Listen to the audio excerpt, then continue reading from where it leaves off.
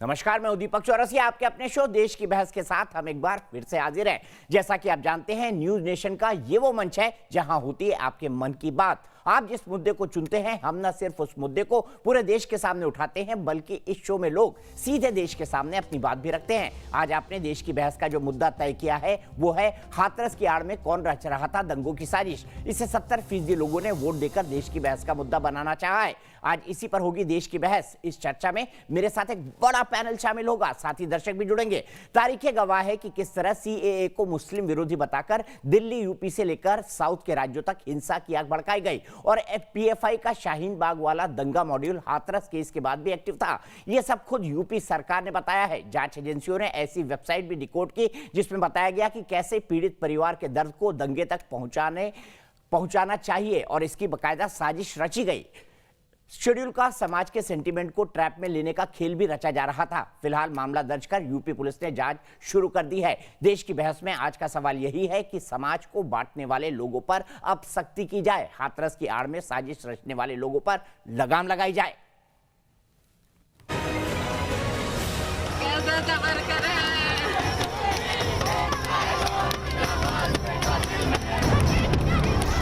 इंसाफ की आड़ में दंगों की साजिश। क्या पॉलिटिकल कॉन्स्पिरेसी हो रही है यहाँ पर? देश की नंबर 1 डिबेट शो देश की बहस में हम बेटियों के लिए लगातार इंसाफ की आवाज उठा रहे हैं। देश में आज आक्रोश है, लेकिन किस तरह से माहौल बिगाड़ने की और जातीय दंगों की साजिश रची जा रही थी, आज इसका खुलासा खुद यूपी के मुख्यमंत्री योगी आदित्यनाथ ने कर दिया। उत्तर प्रदेश में अभी कितनी भीषण जाति और सांप्रदायिक दंगे की नींव रखी गई थी। एमनेस्टी इंटरनेशनल जैसे संगठनों के माध्यम से, विदेशी फंडिंग के माध्यम से। हाथरस कांड की आड़ में समाज को बांटने के नाम पर जातीय दंगों का ताना बाना एक वेबसाइट बनाकर बुना जा रहा था। हाथरस पीड़िता की मौत वाली रात की इस वेबसाइट को साजिश की नीयत से बनाया गया था। मुस्लिम देशों और इस्लामिक कट्टरपंथी संगठनों से वेबसाइट के लिए पैसा भी आया था। यही नहीं, इसकी साजिश पिछले एक हफ्ते से रची जा रही थी। कैसे कैसे लोग, राजनीतिक दलों के लोग, विभिन्न संगठनों के लोग किस तरीके से दंगा कराने पे उतारू थे, यह दृश्य आपने देखा होगा, पिछले एक सप्ताह से आप देख रहे होंगे। इस बीच बेटियों को इंसाफ दिलाते दिलाते नेताओं ने बेटी बेटी में ही फर्क करना शुरू कर दिया। जहां एक और राजस्थान के मुख्यमंत्री अशोक गहलोत ने हाथरस और बारां का फर्क अपने ट्वीट से जताया, वहीं नेताओं के बेतुके बयानों की बाढ़ सी आ गई। हमारे यहाँ जो घटना हुई वो इस तरह की घटना नहीं है। इतनी बड़ी घटना हुई है हाथरस में, रमन सिंह जी ट्वीट को नहीं कर रहे हैं। और एक छोटी घटना कोई हो गई बलरामपुर में, यहाँ छत्तीसगढ़ में, वो सिर्फ छत्तीसगढ़ सरकार की आलोचना के अलावा दूसरा कोई काम नहीं कर रहे हैं। बेटी को भी अपनी प्रतिष्ठा रखने के लिए संस्कार संजित करना चाहिए।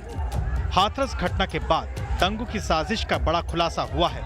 माना जा रहा है कि सीएए की आड़ में दिल्ली दंगों की तर्ज पर ही एक बार फिर दंगों की आग भड़काने का काम शुरू किया गया। आज देश के बहस में चर्चा इसी बात पर है कि बेटियों को इंसाफ दिलाने की आड़ में आखिर इस साजिश को रच कौन रहा था। क्या देश का माहौल खराब करने का प्रयास किया जा रहा है? समाज में जहर उगलने वाले कैसे सोच बदलने की सियासत खेल रहे हैं? ऐसे साजिश करने वालों का खुलासा होना चाहिए। तो देश की बहस में हमारा आज का सवाल इसी से जुड़ा है। हमारा सवाल है, हाथरस के खुलासे के बाद अब क्या पीएफआई पर बैन हो? आप शो के दौरान इस मुद्दे पर अपनी राय न्यूज नेशन की वेबसाइट पर दे सकते हैं। हमारी वेबसाइट है www.newsnation.com। हमारे मोबाइल ऐप पर जा सकते हैं। हमारे ट्विटर हैंडल पर आप ट्वीट करके राय दे सकते हैं। न्यूज नेशन के फेसबुक पेज पर जाकर आप अपना वोट दे सकते हैं। इस शो के दौरान हम आपके जवाब भी दिखाएंगे। इसके साथ ही कार्यक्रम के दौरान आपकी कोई राय है, आपका कोई सुझाव है, आपका कोई सवाल है या आप इस शो में शामिल होना चाहते हैं तो 9711002266 पर आप हमें एक वीडियो भेज सकते हैं, छोटा सा वीडियो, और आप इस शो में होंगे। सबसे पहले मैं आपको पैनल से इंट्रोड्यूस करा देता हूं। आरपी सिंह भारतीय जनता पार्टी के राष्ट्रीय प्रवक्ता मेरे साथ है। अभय दुबे कांग्रेस पार्टी के राष्ट्रीय प्रवक्ता मेरे साथ हैं। मेरे साथ आईपी सिंह साहब है जो कि समाजवादी पार्टी के मंत्री रह चुके हैं अखिलेश यादव सरकार में। डॉक्टर शोएब जमई थोड़ी ही देर में जुड़ेंगे, वो नेशनल स्पोक्स पर्सन है, जन अधिकार पार्टी के पप्पू यादव की पार्टी है ये, और शाहीन बाग के मीडिया कोऑर्डिनेटर भी रहे। अवनीजेश अवस्थी साहब प्रोफेसर दिल्ली यूनिवर्सिटी के और पॉलिटिकल एनालिस्ट, वो मेरे साथ जुड़े हुए हैं। विवेक श्रीवास्तव जी लेफ्ट के नेता, ये मेरे साथ जुड़े हुए हैं। लेकिन सबसे पहले मैं चलता हूं मयंक पटेल के पास, क्योंकि देश का ये इकलौता बहस का शो है जिसमें दर्शक सीधे अपने घर से बहस के अंदर शामिल होते हैं। मयंक पटेल जी, मुझे बताइए, क्या आपको लगता है इस तरह की साजिश रची जा रही थी और इसके सबूत हमको दिखाई दी कैसे जस्टिस फॉर हाथरस वेबसाइट को बनाया गया फर्जी आईडी के आधार पर? बिल्कुल दीपक जी, जिस तरह से वेबसाइट की अगर रूपरेखा को देखा जाए तो उसमें ये साफ नजर आ रहा है कहीं ना कहीं कि इस तरह की कहीं साजिश रची जा रही थी। कई तरह के सवाल खड़े होते हैं कि क्यों विपक्ष वहां पर इस तरह से जाना चाहता था। राजस्थान में भी तो इस तरह की घटनाएं हुई हैं, लेकिन वहां पर तो कांग्रेस को कोई नहीं रोक रहा, लेकिन वहां पर वो नहीं आना चाहते। पीएफआई ने जिस तरह से साजिश रची थी दिल्ली में, उसी की तर्ज पर शायद ये एक तरह की साजिश रचने का पूरा प्लान खाका तैयार किया गया था, ऐसा लग रहा है। लेकिन अब ये जांच का विषय है, आगे क्या निकलता है ये देखने की बात होगी। लेकिन जिस तरह से न्यूज नेशन और आपकी टीम और आप जिस तरह से इन मुद्दों को उठा रहे, वाकई में काबिले तारीफ है कि देश की बेटियों को ये इंसाफ मिलेगा इस पर, ये वाकई में काबिले तारीफ है। सीधे चलता हूं आईपी सिंह साहब के पास, समाजवादी पार्टी के नेता है। आईपी सिंह साहब, सरकार का बड़ा आरोप है और सरकार का आरोप राजनीतिक पार्टियों पर भी है। आपको 5 लोगों को ले जाने की अनुमति मिली, आप कई सारे लोगों को लेकर चले गए, धरना प्रदर्शन करने लगे, कोरोना के काल में आप वहां पर प्रोटेस्ट करने लगे। क्या ये राजनीतिक आचरण उचित है आईपी सिंह साहब? देश की सबसे बड़ी सांप्रदायिक पार्टी की सत्ता हुकूमत उत्तर प्रदेश में है। देश का सबसे बड़ा सांप्रदायिक मुख्यमंत्री उत्तर प्रदेश का है। वाकया जब भी भारतीय जनता पार्टी की सरकार गंभीर संकटों में फंसती है तो गुमराह करने का काम करती है। मैं ले चलता हूं आपको उन्नाव की तरफ। उन्नाव में कुलदीप सेंगर भारतीय जनता पार्टी का विधायक था, उसके साथ दुराचार हुआ और जब वो मुख्यमंत्री योगी आदित्यनाथ से मिलने आई तो उसको उल्टे ही कुलदीप सेंगर के हाथ सुपुर्द करने का काम किया। उससे भी पेट कुलदीप सेंगर का नहीं भरा तो उस मासूम के पिता की हत्या जेल के अंदर। सर, जेल में कुलदीप सेंगर, जेल में है, सजा याफ्ता मुजरिम है कुलदीप सेंगर। आप जब न्याय मांगने आगे बढ़िए, हाथरस पे आइए, क्यों कुलदीप सेंगर पे जा रहे हैं? बेटी आजमगढ़ गई, जब लखीमपुर में मासूम 9 साल की बच्ची के साथ रेप होता है, समाजवादी पार्टी उस मामले को उठाती है, आंख फोड़ दी जाती है, उसकी जुबान काट ली जाती है। उत्तर प्रदेश में योगी का मतलब जंगल राज, उत्तर प्रदेश में योगी का मतलब गुंडा राज। ठीक है, सीधे आरपी सिंह साहब के पास चलूंगा। आरपी सिंह साहब, आप सिर्फ इसलिए ऐसा, पटेल साहब रुक जाइए, एक एक करके बोलते हैं, मैंने आपको मौका दिया। पटेल साहब थोड़ा सब्र से पटेल साहब थोड़ा सब्र से। सिंह साहब, मेरा सीधा सवाल, क्या भटकाने के लिए आरोप लगे? हालांकि वेबसाइट के क्या कंटेंट है उसमें मैं जाऊंगा। क्या आप भटकाने की कोशिश में आरोप लगा रहे हैं कि दंगा फैलाने की साजिश हुई? उसी क्षेत्र का हूं और मैं जानता हूं देश की जनता। पटेल साहब रुक जाइए, सर रैली नहीं कर रहे हैं। पटेल साहब रैली नहीं कर रहे हैं। आरपी सिंह साहब, के लोगों ने कराया, जब उत्तराखंड में क्या आईपी सिंह साहब, फिर मुझे ऐसे में आपको ऑडियो काटना पड़ेगा जो मैं नहीं चाहता। और देश के प्रधानमंत्री ने आईपी सिंह साहब के ऊपर थोप दिया, जो उत्तर प्रदेश की। ऑडियो डाउन करिए भाई। ये समाजवादी पार्टी के प्रवक्ता जो हैं वो बोलना बंद ही नहीं करना चाहते। सिंह साहब, क्विक जवाब, 1 मिनट दे रहा हूं आपको। मैं 1 मिनट उससे कम लूंगा, जितना उन्होंने समय लिया उससे कम लूंगा। कह रहे हम सांप्रदायिक है, राम भक्तों पर गोली चलाना सांप्रदायिक होना है या नहीं, आपके व्यूज तय कर ले। राम भक्त वहां गए, उन पर गोलियां चलाई और कहा हाँ मैंने चलाई राम भक्तों पर गोली। कैसे थे इनके नेता? दूसरी बात, ये भूल गए वो गायत्री प्रजापति जिसको छुपाकर अपने घर पे रखा इनके नेताओं ने। कैसे भूल गए? सुप्रीम कोर्ट की फटकार लगी, तब जाकर उसको अरेस्ट किया गया। मैं अभी बताता हूँ, इनके नेता क्या कहते थे? नेताजी इनके लड़के तो लड़के हैं, कुछ गलतियां हो जाती हैं, कभी कभी कुछ गलती हो जाए फांसी थोड़ा दे देंगे। इनके मुख्यमंत्री ने क्या कहा एक पत्रकार को? कहा था आपके साथ तो कुछ नहीं हुआ ना, आप ठीक ठाक कर, आपकी चिंता कर रही है। तो उसने पूछा कि ये बलात्कार के मामले में आपका क्या कहना है? आप तो ठीक ठाक है। तो इनका बैकग्राउंड है, इनको आक्षेप लगाने का अधिकार नहीं। दूसरी बात, ये वहां पर मिलने जाते, कोई दिक्कत नहीं थी, इनका अधिकार है। 5 लोग 4 लोग जाते, मिलकर आते, अपनी बात आकर प्रेस कॉन्फ्रेंस करते, अधिकार है।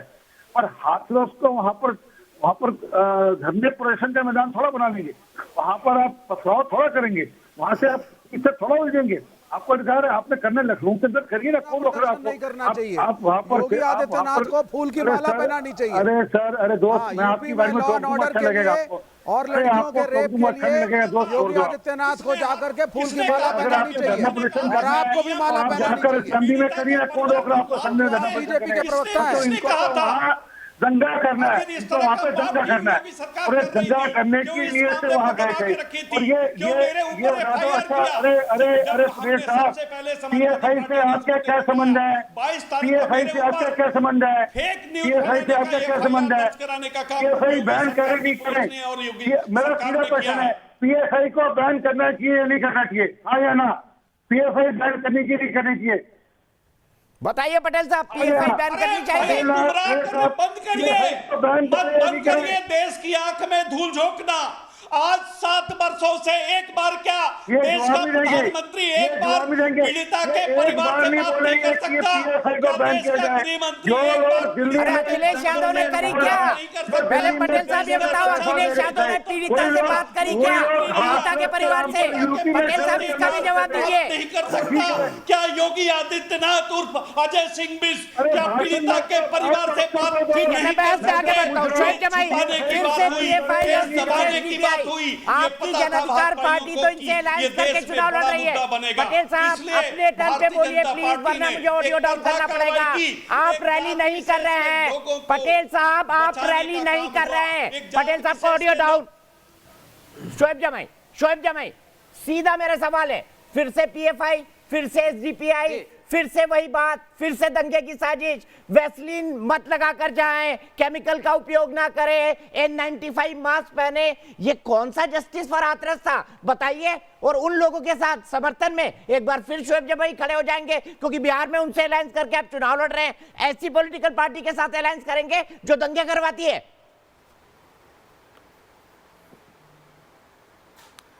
सर देखिए, सही बात है कि मैं जन अधिकार पार्टी का राष्ट्रीय प्रवक्ता के तौर पर भी यहाँ बैठा हूँ।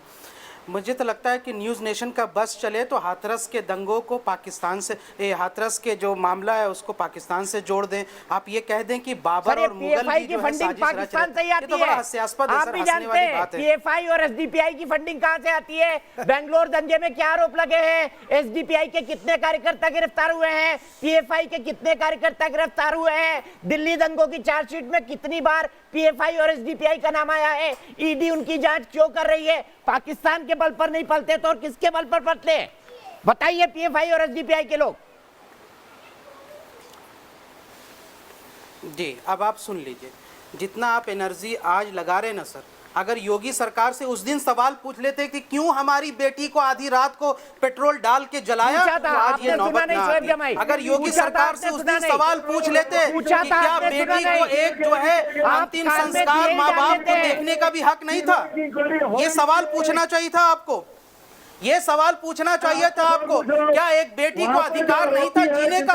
अगर आप इतना सवाल पूछ लेते कि दंगाइयों जो रेपिस्टों के समर्थन में जो लोग आ गए, भारतीय जनता पार्टी जो रेपिस्टों के समर्थन में है, उनसे सवाल पूछना चाहिए था कि क्यों रेपिस्टों का समर्थन कर रहे हैं। क्या न्यूज़ नेशन रेपिस्टों को बचाना चाहती है, बलात्कारियों को बचाना चाहती है? मैं पूछ रहा हूँ आपसे, दीपक चौरसिया, क्या बलात्कारियों को बचाना चाह रहे हैं आप? मैं तो ये चाहता हूँ कि शोएब जमाई दंगाइयों के साथ खड़ा होना बंद कर दे। बाबा जी, आपके ऑडियो के चलते मैं आपके पास नहीं आ रहा था। मैं अवनीजेश जी से कमेंट लेकर सीधे आपके पास आऊंगा। मेरा सीधा सवाल है अवनीजेश अवस्थी जी, पीएफआई और एसडीपीआई ये क्या गठबंधन है? और क्या दिल्ली दंगे, बेंगलोर दंगे, केरल की हिंसा, इसमें लगातार इन पर आरोप नहीं लग रहे?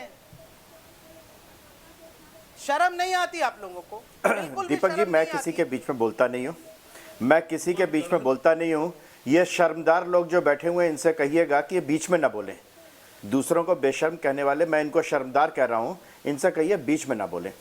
एक सवाल तो मेरा आईपी सिंह से है कि अगर उनमें वाकई थोड़ी सी भी शर्म है और जो है उनमें, तो वो आजम खान के उस बयान को यहाँ पे आज बोल दे जिसके कारण सुप्रीम कोर्ट से 2 बार माफी मांगनी पड़ी थी आजम खान को। रेप के बारे में क्या बोला था आज बोल दें इस चैनल पर।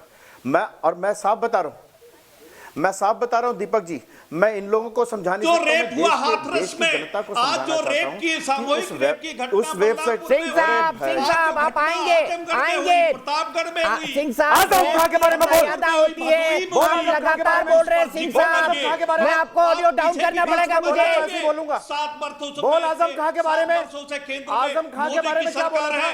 3.5 वर्ष से ज्यादा हो गया योगी की सरकार है। आप पीछे की कहानियां किसको सुनाना चाहते हैं? आजम खां को माफी क्यों मांगनी पड़ी थी? सुप्रीम कोर्ट से माफी क्यों मांगनी पड़ी थी? सुप्रीम कोर्ट से आजम खां को माफी क्यों मांगनी पड़ी थी? सुप्रीम कोर्ट से आजम खां को माफी क्यों मांगनी पड़ी थी? मोदी सरकार तो रोज माफी मांगती है। उसका जवाब दो, इसका जवाब दो, इसका जवाब दो। भाजपा लेड गवर्नमेंट उसके मैं बता देता हूँ, देश की जनता को बता दे रहा हूँ, ये जो लाल टोपी वाला आदमी बैठा है, इसकी पार्टी के आजम खान ने जया प्रदा के बारे में और बलात्कार के बारे में ऐसी बात बोली थी जिसको मैं टीवी पर नहीं बोल सकता हूं, और सुप्रीम कोर्ट ने उसको डांटा था और उसको जेल जाने के लिए कहा था, जिसके कारण उसको माफी मांगनी पड़ी थी, जिसके कारण उसको माफी मांगनी पड़ी थी। बाकी बात आरपी सिंह साहब, ये तरीका ठीक नहीं है आपका। सिंह साहब आप सबके बीच में बोल रहे हैं, मैं दोनों को रोक रहा हूँ। विजय अवस्थी जी, मैं आजम खान के सवाल को लेकर भी जाऊंगा, लड़कों से गलतियां हो जाती है मुलायम सिंह के उस बयान को लेकर भी जाऊंगा, लेकिन अभय दुबे जी, जो सबसे बड़ा और लॉजिकल सवाल, हाथरस की घटना हुई, राजनीति क्या हुई क्या नहीं हुई उस पर हम बाद में रह सकते हैं, लेकिन सवाल यह है कि हर जगह सांप्रदायिक उन्माद फैलाना। आपके वर्कर्स के खिलाफ भी एफआईआर हुई है जो ये कह रहे हैं कि 50 लाख रुपए देंगे हम आपको, उनके खिलाफ भी एफआईआर हुई है जो ये कह रहे थे कि भाई एक ठाकुर है एक दलित है, आइए दंगा कराते हैं। ये क्या स्थितियां हैं? क्या आपको भी लगता है कि ये भ्रमित करने के लिए कर रही है यूपी सरकार? देखिए दीपक जी, मैं बहुत विनम्रता से और बहुत गंभीर आरोप लगाना चाहता हूं। योगी सरकार ने इन सारी घटनाओं पर पर्दा डालने के लिए कंसेप्ट पीआर एजेंसी है बॉम्बे की, उसको एक कॉन्ट्रैक्ट दिया है, उसको ये कहा है कि इंटरनेशनल कम्युनिटी को एक कंसेप्ट नोट सर्कुलेट करो, जो उसने इंडियन मीडिया और इंटरनेशनल मीडिया को सर्कुलेट भी किया है।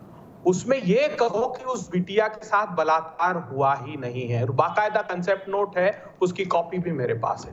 मुझे शंका है कि ये जो कार्ड वेबसाइट है अमेरिका की, जिस प्लेटफॉर्म को यूज किया गया है इस नफरत फैलाने वाले को, जिसमें योगी सरकार कह रही कि दंगा भड़काना चाहते थे, मुझे पूरा संदेह है कि इस पीआर एजेंसी ने इसको काउंटर बैलेंस करने के लिए योगी सरकार के पक्ष में ये वेबसाइट भी क्रिएट की होगी। इसकी जांच की जानी चाहिए। तो फिर वेजिंग वार against India unlawful activity act में क्यों मुकदमा दर्ज नहीं किया योगी जी?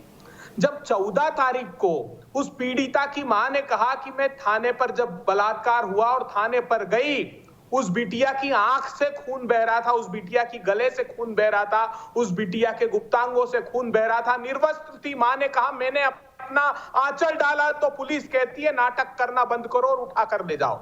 15 तारीख को उस बेहोश बिटिया को होश आता है, 20 तारीख को उसका स्टेटमेंट उत्तर प्रदेश की पुलिस जाती है, 22 तारीख को उसका वेजाइनल, 28 तारीख को पहली एमएलसी की रिपोर्ट में। अच्छा, इस टाइम तक हेलो अभय दुबे जी, आपकी पार्टी तो बिटिया की मौत के बाद एक्शन में आई है ना अभय दुबे जी?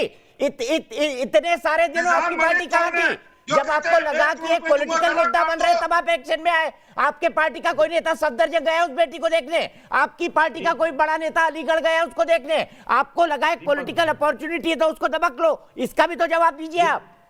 दीपक जी बहुत अच्छी बात की। मैं जितना प्रियंका गांधी और राहुल गांधी जी को मैं कहूंगा कि उन्होंने इस मुद्दे को देश के सामने और बिटिया की मदद के लिए रखा, उतना दीपक चौरसिया ने भी रखा। दोनों ने, सबने मिलकर, मीडिया ने और निजाम मलिक का नाम बता दीजिए। निजाम मलिक कौन है? कृपा करके मैं आपसे विनती कर रहा हूँ, निजाम मलिक का नाम बता दीजिए। निजाम मलिक आपकी पार्टी में क्या है? क्यों था ये सरकार की सरकार तो 100 रुपया दूंगा मैं।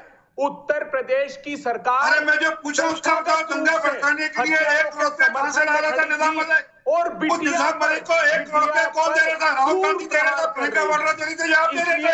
हम जो कर रहा है सरकार तो एकजुटता से खड़े होना चाहिए। अभी अच्छा, मैं को ना कर रहा हूँ, और आपका जो वायनाड का जो नेता है जिससे 16 साल की बच्ची के साथ राहुल गांधी का जो राइट हैंड है, जिससे 16 साल की आदिवासी बच्ची के साथ रेप किया, तो क्यों नहीं राजी करती आपकी? जब 2018 में योगी सरकार ने उसकी एफआईआर दर्ज की, लोकसभा से उनका जो खास पार्टी है। सर मैं दोनों से रिक्वेस्ट करूंगा एक एक करके। अभय दुबे जी कंक्लूड करिए प्लीज। अभय दुबे जी आप लगातार बोल रहे हैं, कंक्लूड करिए सिंह साहब, इसके बाद मैं आपके पास ही आऊंगा।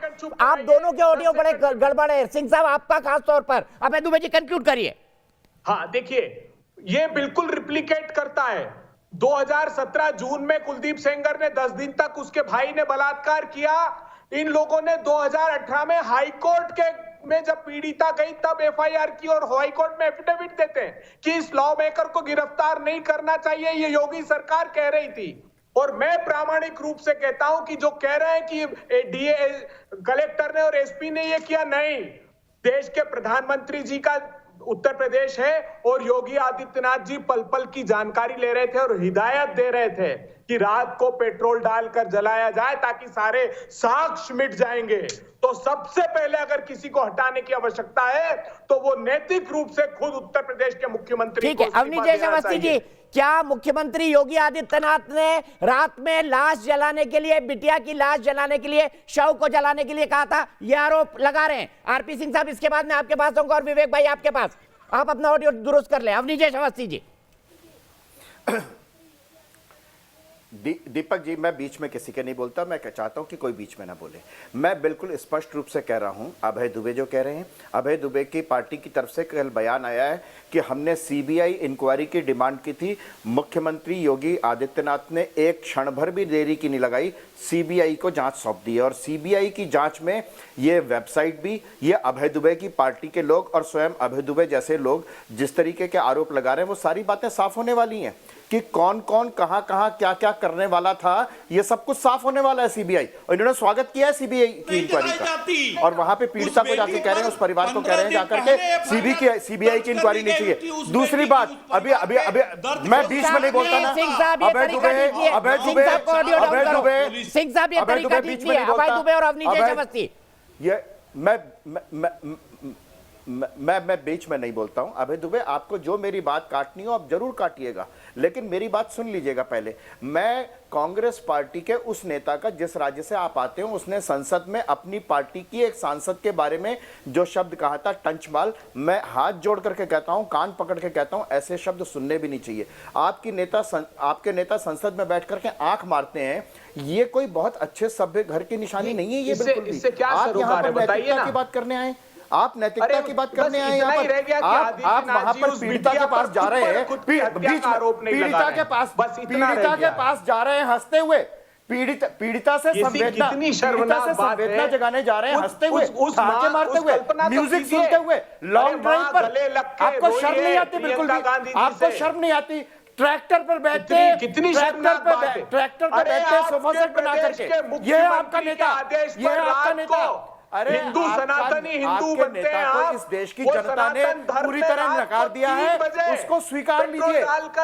उसको जिसको नकारा है उस नकार को स्वीकार लीजिए। ठीक है, मैं सीधे, आप दोनों ने अपने पॉइंट रखे, लेकिन विवेक श्रीवास्तव जी बार बार भगवा देखने के बाद, योगी आदित्यनाथ को देखने के बाद उनको ही क्यों घेरते लोग? उस दिन भी मैंने आपको बोला था कि सीताराम येचुरी ने बलरामपुर की बेटी के लिए कैंडल क्यों नहीं जलाई, 12 के लिए क्यों नहीं जलाई? आप सिर्फ योगी आदित्यनाथ एक साधु हैं, आपको बीजेपी की खिलाफत करना है, आइडियल चेहरा है, इसलिए दंगा कराओ। दिल्ली में भी यही हुआ, बेंगलुरु में भी यही हुआ, केरल के कुछ इलाकों में ये हुआ, यहाँ पे भी ये हो रहा है। आप सुनिए, ये फेक साधुओं की जो जमात है भारतीय जनता पार्टी के नाम से, ये फेक साधु हैं। ये सब आसाराम बापू के चेले हैं, नरेंद्र मोदी जी से लेकर के योगी आदित्यनाथ। अरे आसाराम तो चोर था, ये मुख्यमंत्री है, उसको बलात्कार के आरोप में मैंने जेल में बंद कराया है। आसाराम का नाम मत लिया करिए, आसाराम ये राधे माँ, ये कोई साधु वाधु नहीं है। साधु से राजनीति का क्या लेना देना? आध्यात्म की नई परिभाषा है। अरे राम के दरबार में भी साधु बैठते थे। विवेक श्रीवास्तव जी, आपको पता नहीं है, सनातन पद्धति नहीं पता है आपको, धर्म फी में द्रोणाचार्य बैठते थे, महाभारत में नहीं बैठते थे। पता करनी है हम वैज्ञानिक सोच के लोग, विश्वामित्र बैठते थे। अरे सर, आप तो धर्म को अफीम मानने वाले लोग हैं। फैलाया जा रहा है, आपकी पूरी विचारधारा नक्सलवाद को जन्म देती है। भी मानने वाले लोगों, ये साधु नहीं है कोई, ये सब नकली फेक ब्रिगेड है, कोई साधु नहीं है। साधु साधना करता है, स्पिरिचुअल प्रैक्टिस करता है, आध्यात्मिक उन्नति करता है। यहां बैठ करके सांसारिक जीवन में 3-5 करके राजनीति नहीं करता कोई साधु। ये बेकार की बातें हैं। इमरजेंसी जैसा माहौल आप देश में ला रहे हैं। अगर हाथरस में लोग इकट्ठा होंगे, अगर दिल्ली के अंदर हर चौक पे लोग कैंडल लाइट जला रहे हैं हाथरस की उस लड़की के लिए, आप सबको जेल में डाल दीजिए। आप कह दीजिए कि फिर से ये सारे लोग, सारे नागरिक जो कैंडल जला रहे हैं और हाथरस की लड़की के लिए प्रे कर रहे हैं, कैंडल आप हाथरस के लिए जला रहे हैं ना, 12 के लिए नहीं जला रहे, बलरामपुर के लिए नहीं जला रहे, आजमगढ़ के लिए नहीं जला रहे, नहीं जला रहे, छत्तीसगढ़ की बेटी के लिए नहीं जला रहे। पहले आपको राजनीति करनी है, आपको राजनीति करनी है कैंडल जला के। हम सबके लिए जला रहे हैं, हम 12 के लिए भी चला रहे हैं। अरे झूठ मत बोलिए विवेक श्रीवास्तव जी, जब मैंने आपसे यही सवाल पूछा था कि सीताराम येचुरी 12 के लिए कब जलाएंगे, आपके मुंह में दही जम गया था। आपके मुंह में दही जम गया था। परिषद वाले 12 क्यों नहीं गए? कहाँ है विश्व हिंदू परिषद? क्यों नहीं जाता है? क्यों नहीं विश्व हिंदू परिषद? भारतीय जनता पार्टी के लोग ही 12 में खड़े हैं। मैं फुटेज दिखा देता हूँ आपको। आपके पेट में दर्द होता है, आपके पेट में दर्द होता है। अवनीश अवस्थी जी, अवनीश अवस्थी जी, इनका कहना है कि किसी भी साधु को, किसी भी साधु को सत्ता का कोई अधिकार नहीं है। दीपक, और ये बोल रहे हैं धर्म इनके लिए अफीम है। सिंह साहब जुड़ गए, मैं तुरंत आ रहा हूँ सिंह साहब आपके पास। धर्म का कोई मतलब नहीं होता। क्या राजनीति में धर्म का मतलब होता है? आरपी सिंह साहब, अभिषेक में आ रहा हूँ। सिंह साहब ये कह रहे हैं योगी आदित्यनाथ फर्जी साधु है, ये इनका आरोप है। लेना देना नहीं होता। मैं दीपक, ये जो चाइनीज ऐप बैठा हुआ है यहाँ पे, टिकटॉक, विवेक श्रीवास्तव नाम का टिकटॉक बैठा हुआ है, चाइनीज ऐप जिसको भारत में बैन लग गया है। उनसे पूछो कि केरल बलात्कार के मामले में, केरल बलात्कार के मामले में कौन से नंबर पर है? केरल बलात्कार के मामले में कौन से नंबर पर है? सत्ता, बता दो। आपको सत्ता चाहिए। केरल बलात्कार के मामले में कौन से नंबर पर है? पावर चाहिए। केरल बलात्कार के मामले में कौन से नंबर पर है? केरल बलात्कार के सवाल पूछ रहे हैं विवेक श्रीवास्तव जी, वो पूछ रहे हैं आपसे केरल बलात्कार के मामले में कौन से नंबर पर है? मैं देश की जनता को बताना हूं, क्योंकि टिकटॉक बैन हो गया है, इसलिए नहीं बताएगा विवेक श्रीवास्तव। केरल दूसरे नंबर पे, राजस्थान पहले नंबर पर है। जब यूपी ये केरल बलात्कार के मामले में दूसरे नंबर पर है। ये विवेक श्रीवास्तव की सरकार है, जहां पर विवेक श्रीवास्तव की सरकार है, जहां पर सोने की स्मगलिंग करते हैं, जहां का चीफ मिनिस्टर सोने की स्मगलिंग में पकड़ा जाता है, उस राज्य में बलात्कार पूरे देश में दूसरे नंबर पर हो रहा है। ये सोने का चोर है ये व्यक्ति। अरे सर, केरल की बच्चियां जिनका रेप होता है उनके लिए भी एक मोमबत्ती जला दीजिए विवेक श्रीवास्तव। आरपी सिंह साहब जुड़ गए क्या? आरपी सिंह साहब के पास जाऊंगा, बहस बोलूंगा। गौरव गर्ग सहारनपुर से मेरे एक सम्मानित दर्शक गौरव गर्ग क्या कहना चाहते हैं? क्या दंगे की राजनीति होने वाली थी हाथरस के नाम पर? बिल्कुल दीपक जी, मैं स्पष्ट करना चाहता हूँ कि ये बिल्कुल इनको ये नैरेटिव सेट करता है कुछ लोगों को। हाथरस में एक एंगल दिखाई दिया तो वहां पर पीएफआई बीच में आ गया। पीएफआई को हम शुरू से देखते आ रहे हैं, उसका इतिहास क्या है, किन किन जगहों पर उसने क्या किया। मैं छोटे से 2 उदाहरण देना चाहूंगा बड़े शॉर्ट में। हमारे सहारनपुर जनपद में 2 घटनाएं घटित हुई, एक चिलखाना थाने के बड़गांव ग्राम में और एक काशीपुर गाँव है थाना नागल में। दोनों जगह पर दलित युवतियों का अपहरण हुआ, अपहरण किया विशेष समुदाय के लोगों ने। और हमारे यहाँ क्या बोलते हैं, हमारे जनपद में 2 विधायक हैं कांग्रेस के और 1 विधायक है समाजवादी पार्टी के। उनमें से किसी को वो जो है मामला नहीं दिखाई दिया। दोनों ही मामले, उन दोनों मामलों में क्योंकि एक विशेष समुदाय के लोग आरोपित थे। हमारे जनपद के दोनों कांग्रेसी विधायक 400 किलोमीटर दूर हाथरस तो चले गए, लेकिन अपनी विधानसभा से लगते हुए गांवों में उन दलित युवतियों के लिए नहीं खड़े हुए। ठीक है, सीधे चलता हूं। सिंह साहब सीधा जवाब दीजिएगा। बलरामपुर पर आपने राजनीति नहीं कही, आजमगढ़ जो अखिलेश यादव की कॉन्स्टिट्यूएंसी है उस पर आप खामोश रहे। 8 साल की बच्ची अभी भी बेचू में जिंदगी और मौत के साथ संघर्ष कर रही है। दानिश नाम का रेपिस्ट है। बलरामपुर में भी चूंकि रेपिस्ट जो है मुसलमान था, आपका वोट बैंक है, आपने वहां प्रदर्शन नहीं किया। हाथरस आपको सूट करता था पॉलिटिकली, इसलिए बेटी बेटी में भी आपकी पार्टी भेद करती है। आप कह रहे हैं मोदी जी फोन करे, कहां है अखिलेश यादव? जवाब दीजिए। उन्होंने फोन किया हाथरस, पीड़ित परिवार से बात की अखिलेश यादव ने। मोदी जी क्यों खामोश हैं? अरे अखिलेश यादव की बात करो ना, मोदी की बात क्यों कर रहे हो? मोदी ने तो फोन कर दिया योगी को। मुख्यमंत्री रहे, एक ही सवाल बार बार पूछूंगा, ये क्यों चुप है, क्यों नहीं? सहारनपुर का जवाब दे। उत्तर प्रदेश, अरे बलरामपुर का जवाब दे दो ना, दलित बेटी को वहां मार डाला, लीवर काट डाला उसका लीवर, बलरामपुर पर क्यों खामोश हो? आईपी सिंह बलरामपुर पर क्यों खामोश हो? आज हमारा डेलीगेशन गया बलरामपुर पर क्यों खामोश हो? जब न्यूज नेशन ने खबर दिखाई तब आपके डेलीगेशन को मजबूरी में जाना पड़ा। आजमगढ़ पे क्यों खामोश हो? जवाब दो, क्योंकि रेपिस्ट मुसलमान है। मिला और कहा कि उत्तर प्रदेश सरकार उन्हें सिंह साहब जवाब नहीं देंगे, जवाब बहस ऐसे नहीं होती है। सिंह साहब बहस करना सीख लीजिए पहले। मैं सीधे चलता हूँ आरपी सिंह साहब के पास। आरपी सिंह साहब, पॉलिटिकल पार्टी बेटी बेटी में भेद कर रही है क्या? मैं समझता हूँ उस दर्द को। आज जिस तरह से योगी सरकार आंखों में धूल झोंक रही है, जिस तरह से बड़े मुद्दों को गुमराह भाषण नहीं दीजिए, इस तरह की स्टोरी करी जाती है। आरपी सिंह साहब जुड़े हैं नहीं जुड़े बताइए? रेप और भ्रष्टाचार को लेकर आरपी सिंह साहब, मेरी आवाज आ रही है? सिंह साहब को ऑडियो डाउन करिए। इनको लग रहा है जनसभा में आ गए, जनसभा नहीं है सिंह साहब ये। आरपी सिंह साहब जवाब दीजिए। आपने भी राजनीतिक आधार पर ध्यान बांटने के लिए दंगे की स्क्रिप्ट लिखवा दी, लेकिन हकीकत यह है शुरुआती दिनों में हाथरस के मुद्दे पर योगी सरकार असफल रही। इसी के चलते आपको 5 अफसरों को हटाना पड़ा। देखिए, असफल रहने के बाद जबकि आरोपी अरेस्ट नहीं होते, और असफल रहने की तब बात होती है जब SIT ना गठित होती, असफल रहने की बात तब होती जब CBI इंक्वायरी ना होती। हम तो बड़ी पारदर्शिता के साथ काम कर रहे हैं। अफसोस ही है, मैंने अभी वापस बताता हूँ, अभी 3 दिन पहले लुधियाना में एक बिटिया का रेप हुआ, अभी वहीं थे वो राहुल बाबा, क्यों नहीं गए एक बार भी लुधियाना? मैंने अभी बताया केरल में उनका अपना कार्यकर्ता, उनका दायां हाथ एक आदिवासी लड़की का रेप करता है, आवाज नहीं निकलती।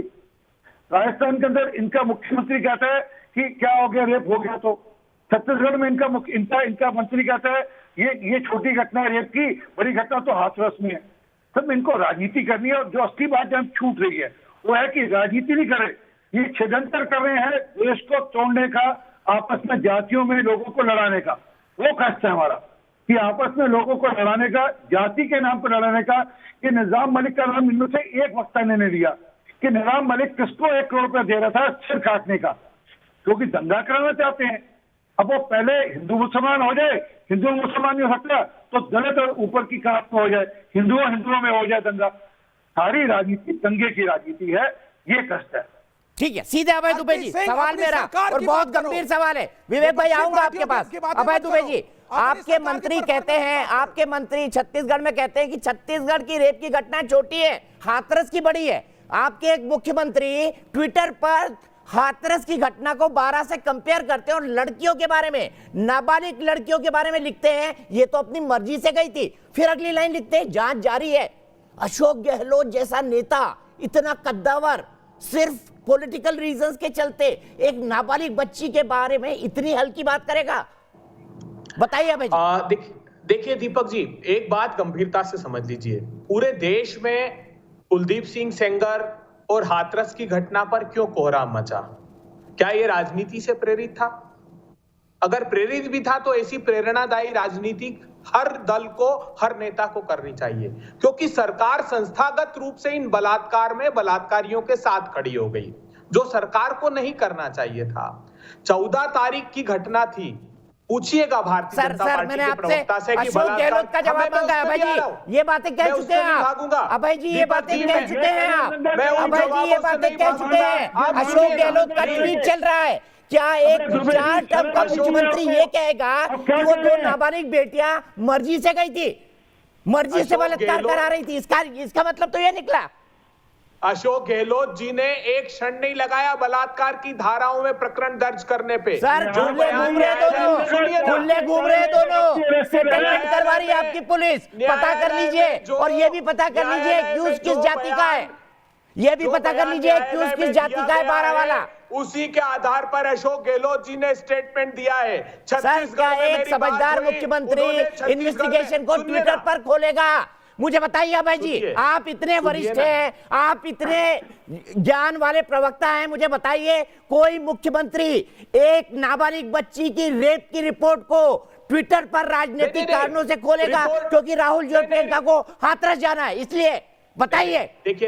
देखिए रिपोर्ट को नहीं खोला उन्होंने, तो जो न्यायालय में कहा, और मैं प्रामाणिक रूप से कहता हूं, ये जो बार बार कहते कि न्यायालय की बात बाहर नहीं कर सकते, उन्होंने जो मजिस्ट्रेट के सामने बयान दिया, लेकिन दृढ़ता से कार्रवाई भी उसके खिलाफ कर रहे हैं। छत्तीसगढ़ में थोड़ा अपने राज्यों के बारे में भी अभय भाई पता कर लीजिए, अपने राज्यों के बारे में भी पता कर लीजिए, 12 की घटना में क्या हुआ है पता कर लीजिए, ये बोलेंगे नहीं, इन्वेस्टिगेशन कहां तक पहुंची है पता कर लीजिए। दीपक जी मैं बहुत जिम्मेदारी से ये बात कह रहा हूं कि उत्तर प्रदेश की सरकार ने बहुत घृणित काम किया है। राजस्थान 3 बजे बेटी को जला देना, बेटी के आप कल्पना कीजिए। आरपी सिंह साहब जवाब देंगे। आरपी सिंह साहब बताइए, आधी रात में इस बेटी को जलाने की क्या जरूरत थी? जवाब दीजिए, मैं जवाब ले रहा हूँ। अभय जी आपकी बात का जवाब ले रहा हूँ, बताइए आधी रात को दलित बेटी को जलाने की क्या जरूरत थी? क्या छुपाना चाहती थी सरकार? नहीं, क्योंकि वहां पर दंगा कराने की साजिश रची जा रही थी, वहां पर दंगा कराने की साजिश रची जा रही थी, वहां पर हिंदुओं में आपस में दंगा की साजिश रची जा रही थी। और मैं अवैध रूप से पूछना चाहूंगा छत्तीसगढ़ में क्या हुआ, इनसे पूछना चाहूंगा राजस्थान में क्या हुआ, वायनाड में इनके खुद के नेता जो राहुल गांधी का राइट हैंड है उसने क्या किया आदिवासी व्यक्ति के साथ, जो लुधियाना के अंदर क्या है जहाँ भी राहुल गांधी गए हुए हैं, इनको सिलेक्टिव राजनीति करनी है, इनको देश में दंगे कराने हैं, इनको ये जो चाइनीज समर्थक बैठे हैं, कुछ बुरा हुआ था तो आप सो रहे थे क्या? आरएसएस सो रही थी क्या? अरे आप सो रहे थे क्या? आपकी सरकार है केरल में, विवेक श्रीवास्तव आपकी सरकार है केरल में। वायनाड में कुछ गलत हुआ है, आप क्यों नहीं गए? आपको क्या पता है वायनाड के बारे में? विवेक श्रीवास्तव अगर आपकी सरकार ने क्या कदम उठाया बताइए।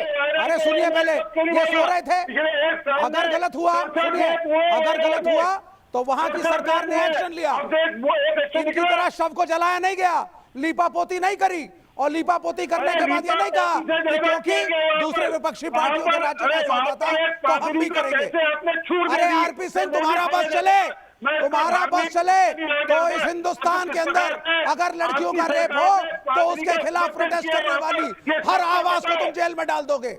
तुम्हारा बस चले तो इस देश के अंदर हर लड़की जिसका रेप हो उसके परिवार को तुम खत्म कर दो।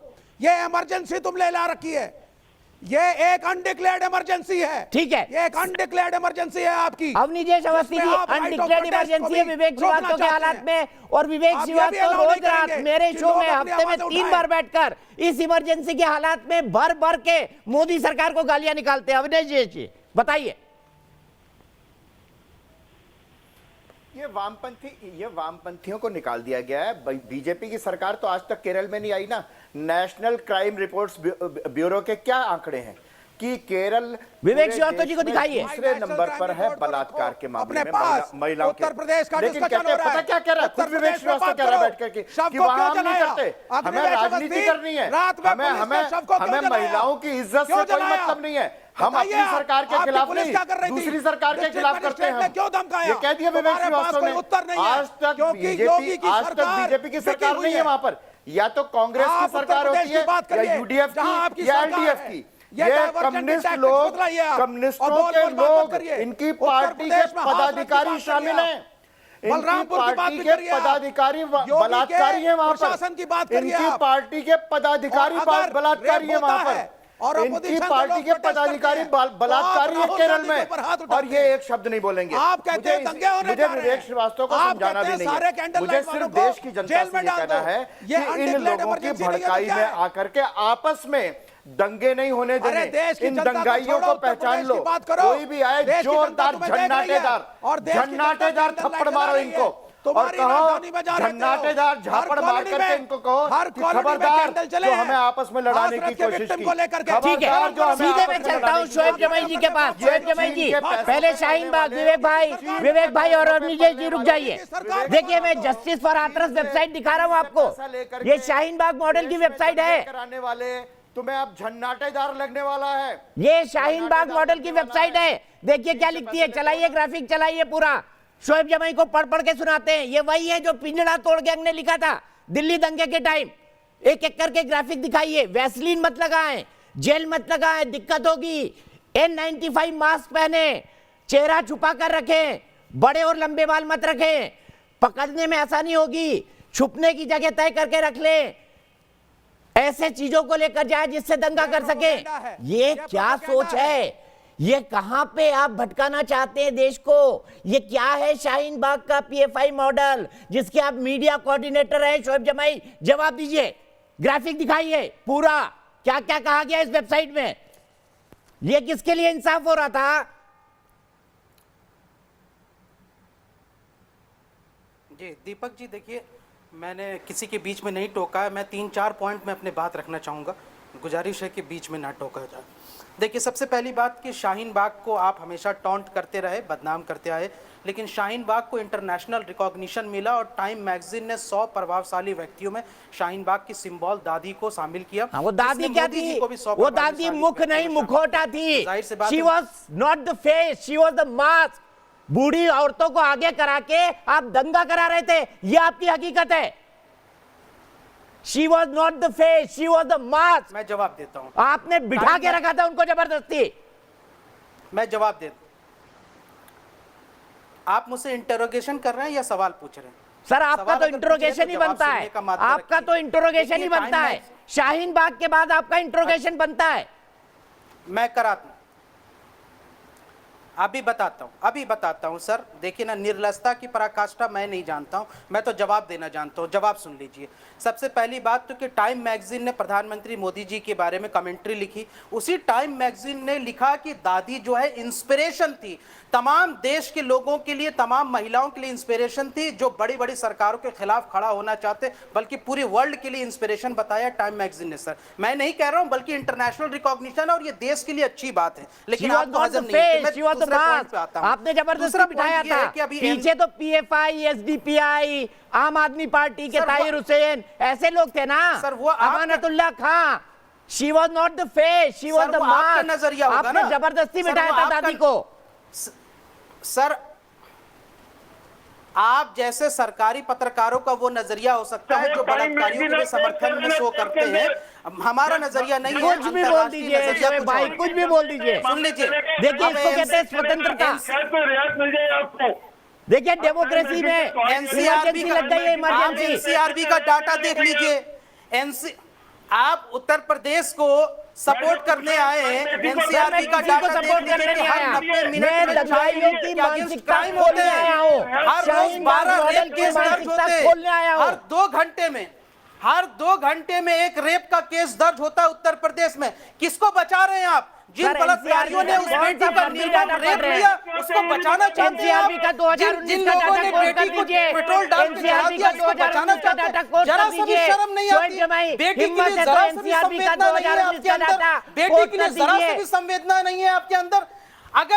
अगर सुनिए, मीडिया सबसे ज्यादा लड़ाई लड़ रही थी उस बेटी के लिए। मीडिया के साथ क्या किया उत्तर प्रदेश की प्रशासन ने? मीडिया के जो महिला कर्मी थी उसको मारा, उसके साथ बदतमीजी की। मैं तो आज मीडिया की तारीफ कर रहा हूं सर, लेकिन उन महिला जो प्रेस की कर्मी थी, निर्लज्ज बोल रहे थे मुझे। हैंडल किया अभी तो आप निर्लज्ज बोल रहे थे, अभी आप मुझे सरकारी पत्रकार बोल रहे थे। डिसाइड तो कर लीजिए क्या कहना चाहते हैं, डिसाइड तो कर लीजिए क्या कहना चाहते हैं। आप लोगों की सहयोगी पत्रकार कर्मी ही तो थी, जो महिला थी जिनके साथ पुलिस वालों ने धक्का मुक्की की, उनको हाथ पकड़ के यहां से बाहर निकाल दिया, उनके गड्ढे पकड़ लिए। कम से कम मीडिया वालों के लिए तो आवाज उठा लीजिए। किसको बचा रहे हैं आप? उत्तर प्रदेश को बचा रहे हैं, योगी सरकार को बचा रहे हैं, किसको बचाना चाह रहे हैं? बलात्कारियों को बचाना चाह रहे हैं। अरे शाहीन बाग में मेरे साथ भी तो यही हुआ था, भूल गए? शाहीन बाग में मेरे साथ भी तो यही हुआ था, तब कहां थी आपकी अभिव्यक्ति की आजादी? शाहीन बाग में मेरे साथ भी यही हुआ था, तब कहां थी आपकी अभिव्यक्ति की आजादी? बोलिए ना। अब निर्लज्जता आप दिखाएंगे, अब आप बन जाएंगे दंगाई प्रवक्ता। कठुआ में भी बलात्कारियों अब बन जाएंगे दंगाई प्रवक्ता। शाहीन बाग में मेरे साथ भी तो यही हुआ था। शोएब जमाई मीडिया कोऑर्डिनेटर। क्या मेंटेलिटी है? यही मानसिकता के लोग बिहार जाएंगे, यही मानसिकता के लोग बिहार जाएंगे। बिहार में सृजन घोटाला होता है, ये फिर आ गई रेप कांड होता है, मोदी सरकार से सर, एक आवाज नहीं निकलती। दहाई में नहीं पहुंच पाएगी आपकी जन अधिकार पार्टी, दहाई में नहीं पहुंच पाएगी। सीधे चलता हूं तन्वी वार्ष्णेय के पास। मैं सिर्फ शोएब जमाई को याद दिलाना चाहता हूं, जो मेरी सहयोगी पत्रकार के साथ हाथरस में हुआ वही मेरे साथ शाहीन बाग में हुआ था। तब कहां थे शोएब जमाई? तब क्यों नहीं उठाई थी मीडिया की आजादी की बात? तन्वी वार्ष्णेय अलवर से, आपको क्या लगता है तन्वी, क्या दंगों की कोई साजिश थी हाथरस के बहाने? सर मैं सिर्फ एक चीज पे बोलूंगी, ये एक देश का मुद्दा है। देश के मुद्दे को देश वाले हैंडल करेंगे, ये नहीं कि ये किसी स्टेट का मुद्दा है या फिर किसी पार्टी का मुद्दा है। सब लोग मिलके अगर इस चीज को सॉल्व करेंगे तो ये खत्म हो सकती है। और ये चीज अगर हम घरों से शुरुआत करेंगे तो बहुत अच्छे से होगा। हर घर में सिखाया जाए। बिल्कुल सही तन्वी, हर घर में सिखाया जाए और ये कहा जाए। बेटी से आप पूछते हो कहां जा रही हो, कब आओगी, बेटों से क्यों नहीं पूछते? इसकी भी शुरुआत होनी चाहिए। ब्रेक के बाद आऊंगा, आईपी सिंह साहब से डिबेट खोलूंगा, क्योंकि बेटे और बेटी की बात तन्वी ने की है। उस बयान का क्या कहेंगे जिसमें मुलायम सिंह यादव ने कहा था लड़कों से गलती हो जाती है। इसीलिए अखिलेश यादव ने आज तक हाथरस के परिवार की सुध नहीं ली है। कहां है अखिलेश यादव? इस पर भी बात करेंगे ब्रेक के बाद।